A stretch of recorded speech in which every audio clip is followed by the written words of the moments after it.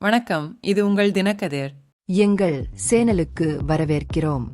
தேசிய கல்விக் கொள்கைக்கு தனது உறுதியான எதிர்ப்பை மீண்டும் வலியுறுத்திய தமிழக முதல்வர் ஸ்டாலின், மத்திய அரசு 10,000 கோடி ரூபாய் நிதியுதவி அளித்தாலும் அதை மாநிலம் செயல்படுத்தாது என்று கூறினார். பெற்றோராசிரியர் சங்கம் ஏற்பாடு செய்த ஒரு நிகழ்வில் பேசிய அவர், இந்தி திணிப்பு மட்டுமல்ல, மாணவர்களையும் மாநிலத்தின் சமூக நீதி கட்டமைப்பையும் எதிர்மறையாக பாதிக்கக்கூடிய கொள்கையின் பல்வேறு அம்சங்களாலும் தனது எதிர்ப்பு இருப்பதாக வலியுறுத்தினார்.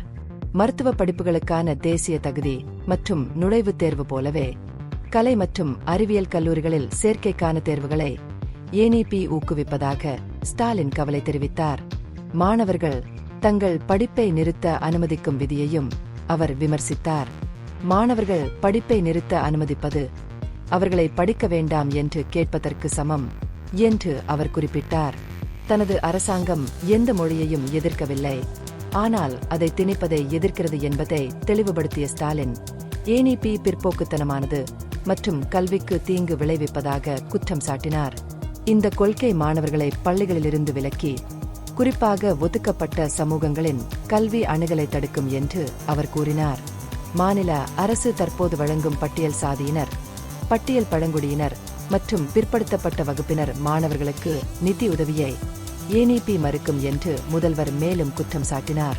கூடுதலாக 3ஆம், 5ஆம் மற்றும் 8ஆம் வகுப்பு மாணவர்களுக்கு பொதுத் தேர்வுகளை அறிமுகப்படுத்துவதும், கலை மற்றும் அறிவியல் கல்லூரிகளுக்கான பொதுவான நுழைவுத் தேர்வை நடத்துவதும் தேவையற்ற கல்வி அழுத்தத்தை உருவாக்கும் என்று அவர் சுட்டிக்காட்டினார்.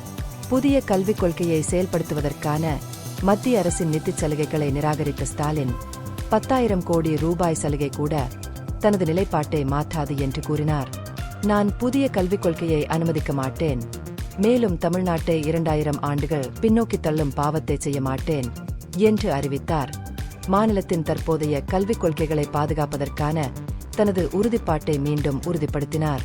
இந்த பகுப்பாய்வு நுண்ணறிவுள்ளதாக கண்டால், முக்கியமான அரசியல் முன்னேற்றங்கள் குறித்த கூடுதல் புதுப்பிப்புகளுக்கு லைக் செய்யவும், ஷேர் செய்யவும், சப்ஸ்கிரைப் செய்யும்.